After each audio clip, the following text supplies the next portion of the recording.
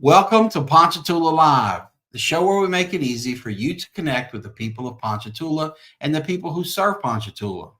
I'm your host, Parker Layrisson, and today I've got a fantastic guest with an incredible cause.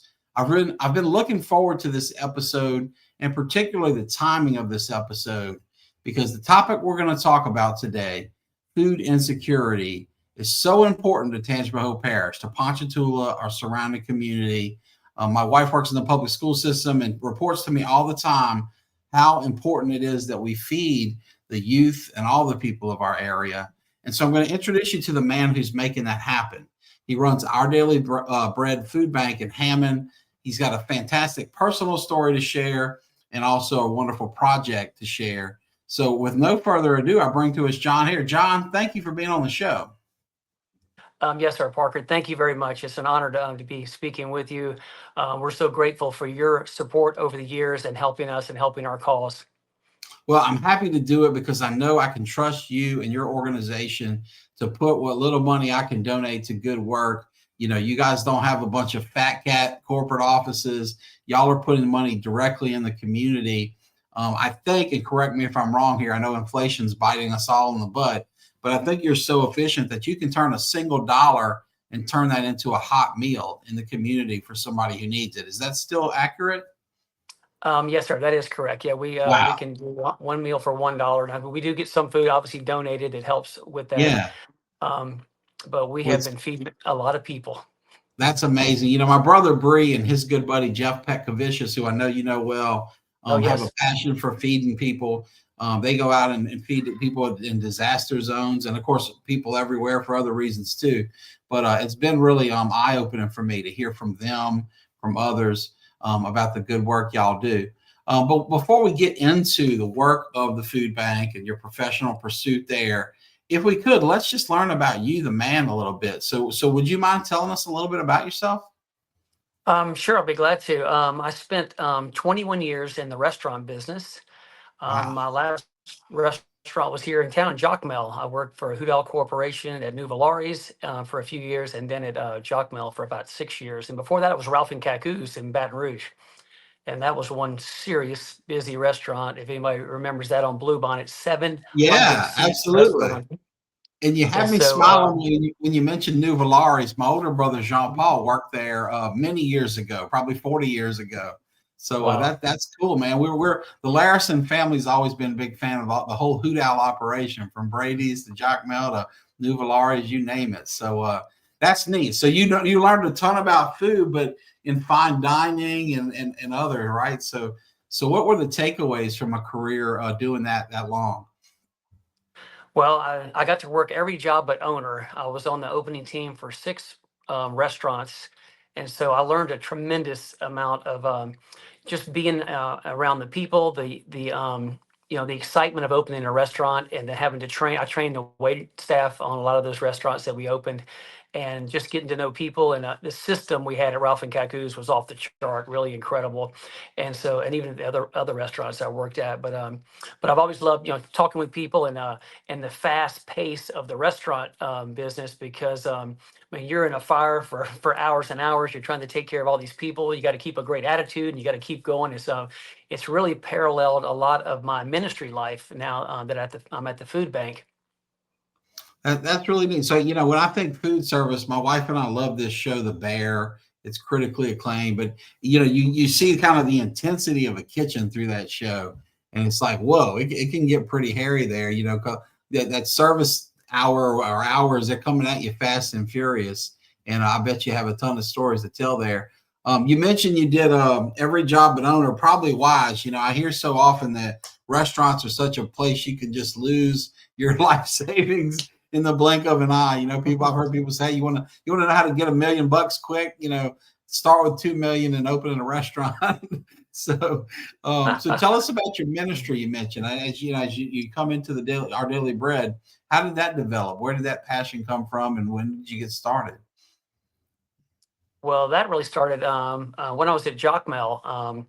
I was a really good friend of mine was diagnosed with stage 4 ovarian cancer, And Oh, wow. I tried my best to help her, and we all kind of rallied around her. And but it came down to it, and 5 days before she died, we had both given our life to Christ. My brother-in-law, who's a minister, had come over to talk to her, and obviously talked to me too. But I didn't have any kind of background. I wasn't going to church or didn't have any idea about God, and I just knew we needed help, and I just was trying to help her with it any way that I could. And we had this powerful encounter. When God shows up and when you surrender, it just radically changed my life. And He spoke to me. I was in the room when she passed away, and it was very intense and very powerful. And it was, He just said, "She's with me," and He just this incredible peace came over me, and just Mhm. radically changed my life. And I said, "Lord, whatever you want me to do, count me in. I'm serving you. I didn't know about you before, but I know now." That's such a beautiful story. I mean, wow, it's inspirational, and I love that you took what could be perceived as such a sad moment, the loss of a dear friend, the end of a battle with cancer, and turn it into something so positive. I volunteer with the First Baptist Church Cancer Care Ministry, and I've just learned that those moments are so important, and God is there the whole time, whether we know it or not. And what a blessing for you to find your not your own path to Christ, but also a purpose where you could serve, Christ, your brothers and sisters, in the Lord, and kind of do what Jesus did when he was on this earth, which is feed thousands at a time, right? So that's so cool. So Right. so where did you go next? What was the next chapter after this profession of faith and this light on your road to Well, Damascus, so to speak? oh, it was definitely a road to Damascus. It was incredibly intense and powerful when God spoke to me and His peace came over me, and I just heard, God is real, the Bible is real, and just I just started following Him ever since, and I started reading the Bible every day. I started going to church, and I just started looking for things that I could do in church, and so I just started serving. My good friend Steve Farmer with Face It Ministries that started about 28 years ago, right around that time. Mhm. I got to help Steve be a part of Face It for 13 years, talking to teenagers, and so that was a major, major blessing. Yeah, And that's it a just kind of, fantastic program. Yeah, yeah. Thank you for serving that. That's wonderful.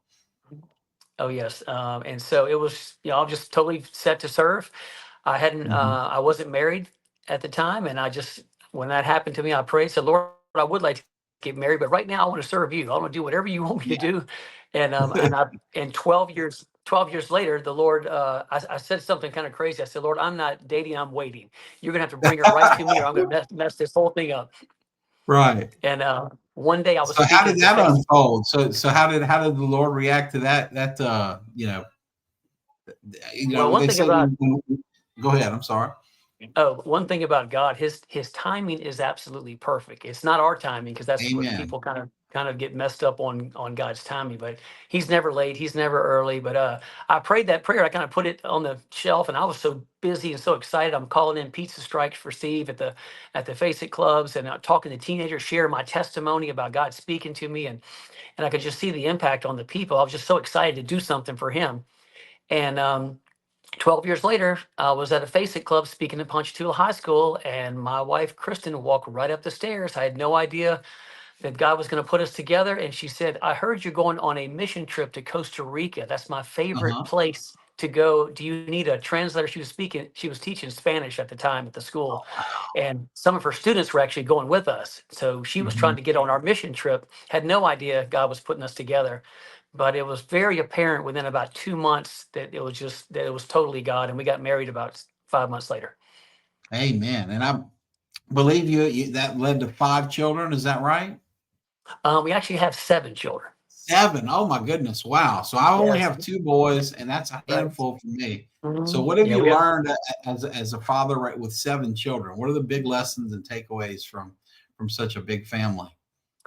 One of the things, obviously, we do things as a team. We Amen. have five boys and 2 girls, and have I do a chapel every morning. I'm speaking the words of God over them. I'm teaching them to learn scripture. They're serving with me in the ministry. They are all helping right Mhm. now, and especially the older ones are doing obviously a lot more than the younger ones. But my littlest one is the seven. It'll be 7 Saturday, and she was out there with me today helping. That's so cool. So my baby boy's 7 too. So we have similar caboose ages there. But I tell you, I love you mentioned the team concept because for years Brandy and I lived next door to another great local man of God, Josh Day, the longtime pastor at Millville Baptist Church, now the former I remember pastor. him. Yeah, great guy. He's all educator. He was a school principal, and when they were next to us, they had 7 kids. Now I've long lost count. I think they're up to maybe 10, and they live up in Albany or somewhere near there.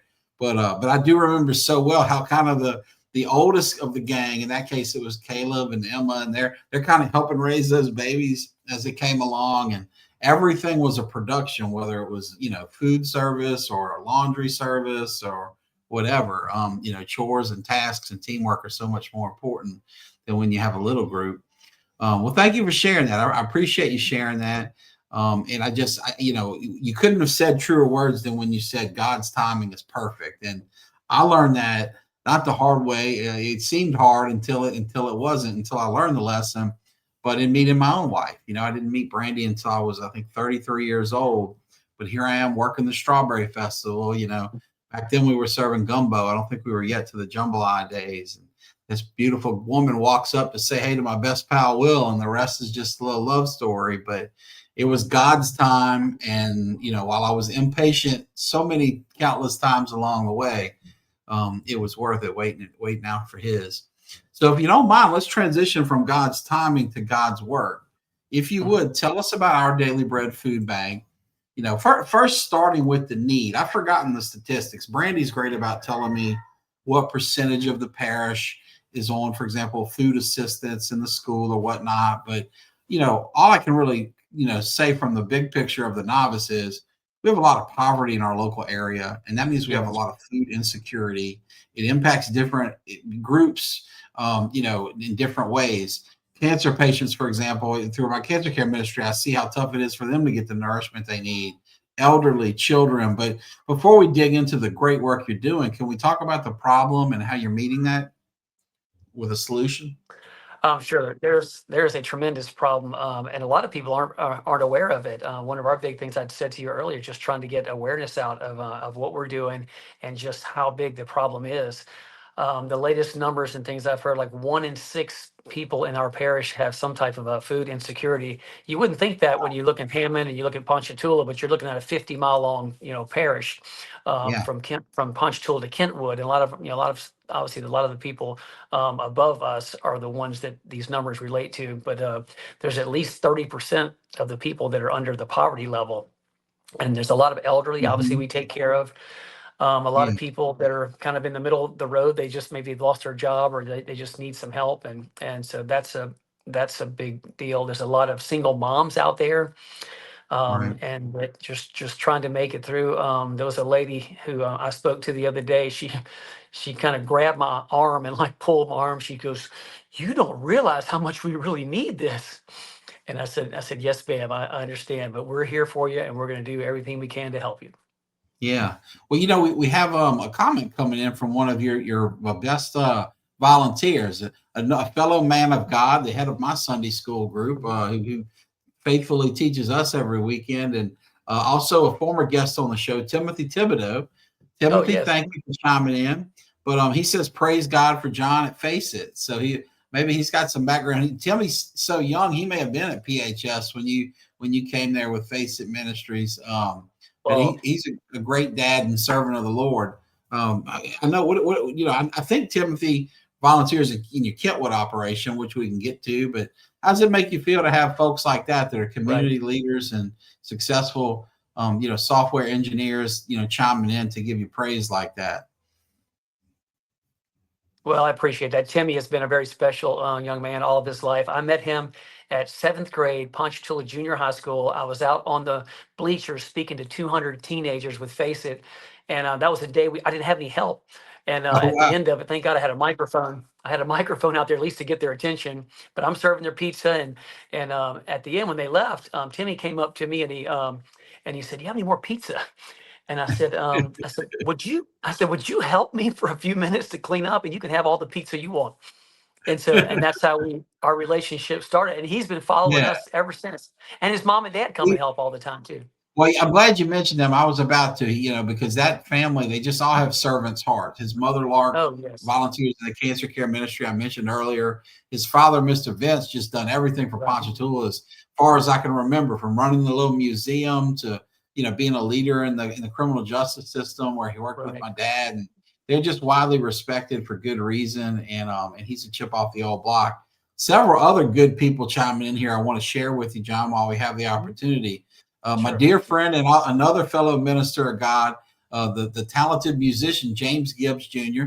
Hey, James, my dear friend, married to my beautiful classmate Aisha, and he says thanks for your food ministry and your faith.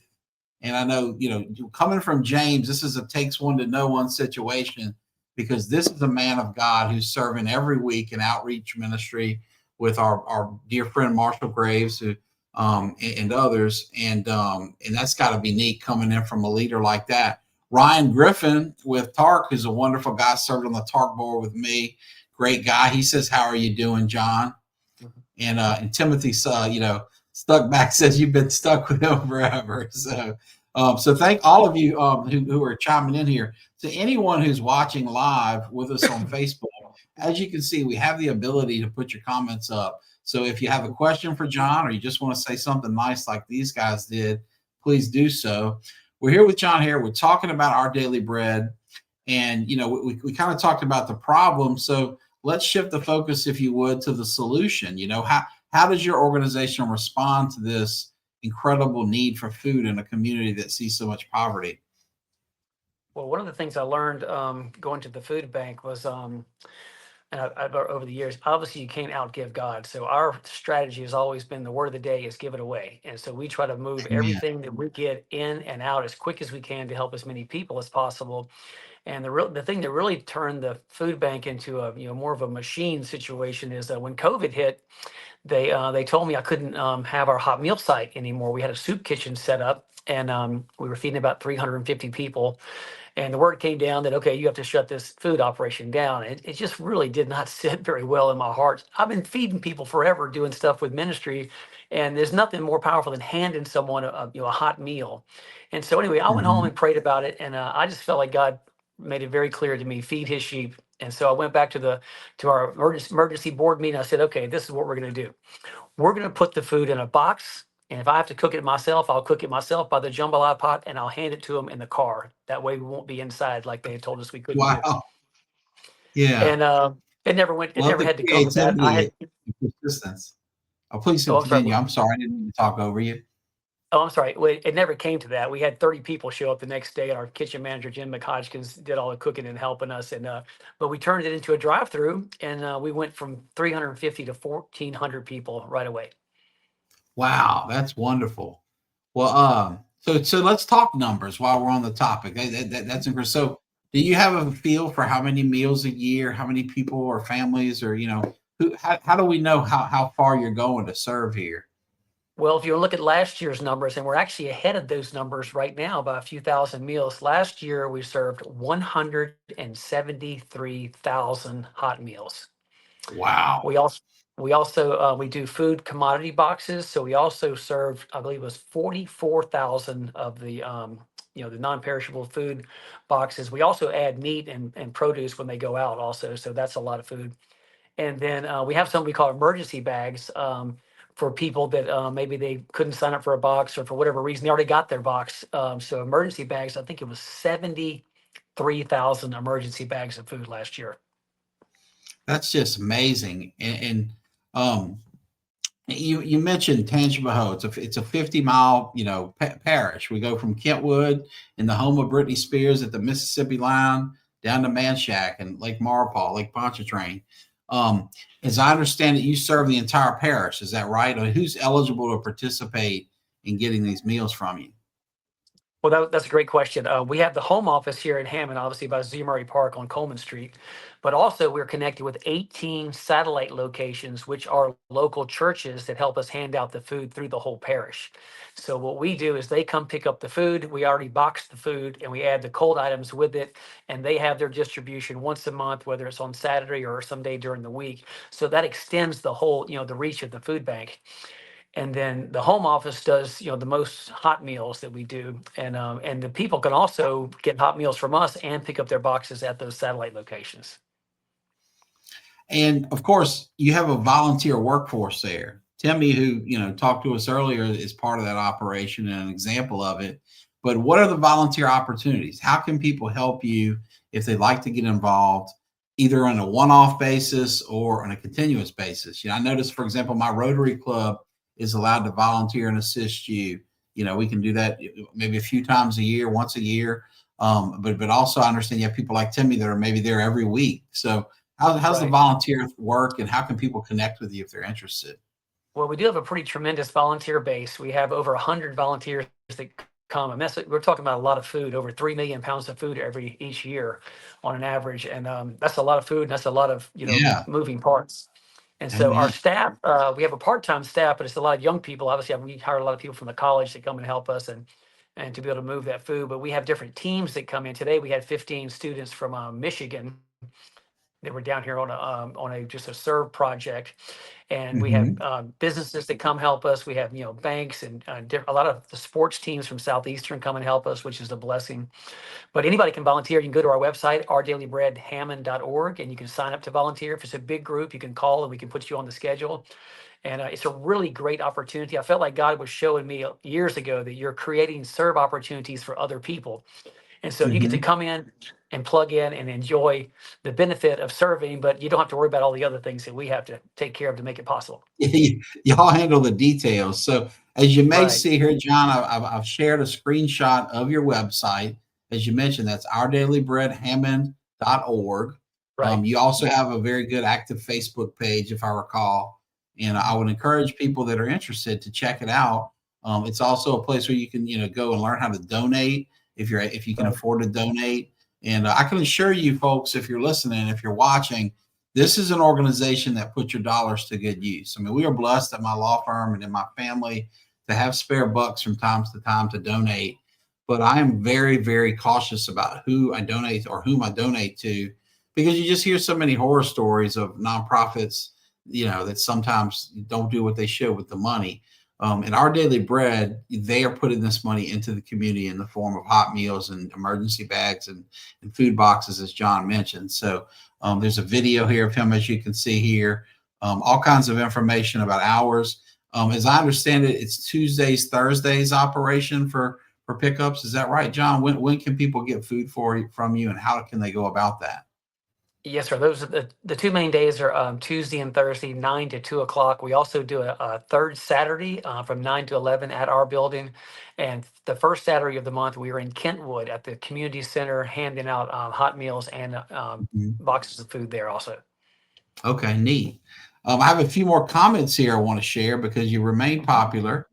Silky too. That must be my friend Silky Alexander. I hope you're doing well. She says good evening. Boy, talk about a wonderful woman who serves our local community here in Ponchatoula.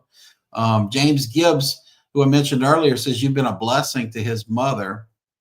That is great feedback to get, helping Yeah. good families. And then I love this next message, John. It speaks to your ministry here, coming from Justin Sharp. I hope this is my friend Justin Sharp of Ponchatoula, who is such a nice guy. I don't see a picture here, so it's common names, maybe a different one, but you'll know who it is because he says that he thanks you, John, for praying with him over the years, and he will make 1 year sober on December 21st. Justin, congratulations. Good for you. Wow. That's amazing. But more importantly, he's reborn and he's loving his new life, and God is good. So, Justin, thank you for sharing that. Wow. How does it make you feel as a man who spent so many years in ministry to have something like that come in? What's that comment? How does that touch you, John? And what do you take away from that? Well, it's amazing. It's all obviously all glory to God. But when God, Amen. I mean, to think my own self, if God could use my life and all the mistakes and all the crazy things that I did a long time ago, and now on this side be able to help people going through all kinds of things, and we are. It's not about the food. There was a lady who grabbed me the other day. She got out of her car crying, and she hugged me. She goes, "It's not about the food. It's about the compassion." And when you Mhm. see those moments, and just like the gentleman who sent the message, it's really amazing because when you serve God, we're a lot of times we have our head down and we're working and just trying to get Yeah. everything done we can get done. But those are just moments God uses to remind you that that you're keep doing what you're doing. And so it Yeah. motivates me to keep going. Well, I know that those of you that are serving the community as you do, you're doing the Lord's work. You're not doing it for the praise, but they're grueling long. What do they say? The years are fast, but the days are long. And you Right. don't always get, you're not always welcome with the gratitude that you maybe deserve, or the feedback that you certainly deserve. And I think of my wife, and she's a social worker by trade who's now a school counselor. And this week she's doing all this extra stuff with the holiday season and Christmas coming. But she got this note from a student yesterday, and it said basically like, Miss Brandy, you're great, something in that ballpark. You're the reason that I keep coming back to school. This is a person who's got a lot of challenges in their life, and it just touched her heart. So I know that if you're getting that feedback every once in a while, that's a certain nourishment to you.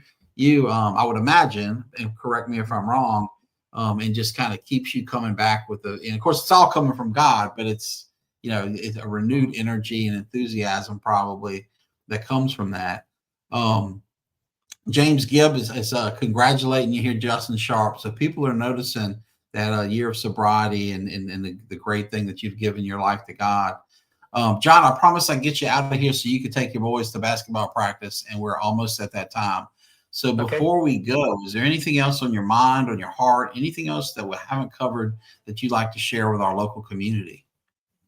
Well, I just like you to know that the food bank is here for you. It's here for you, for your family, for anyone that you know that needs help. Please send them our way.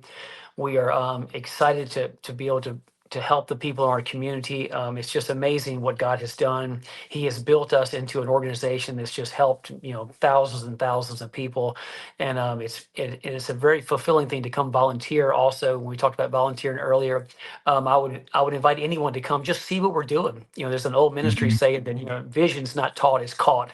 And when you come Yeah. see the people and you see the line and you see the meals and Yeah.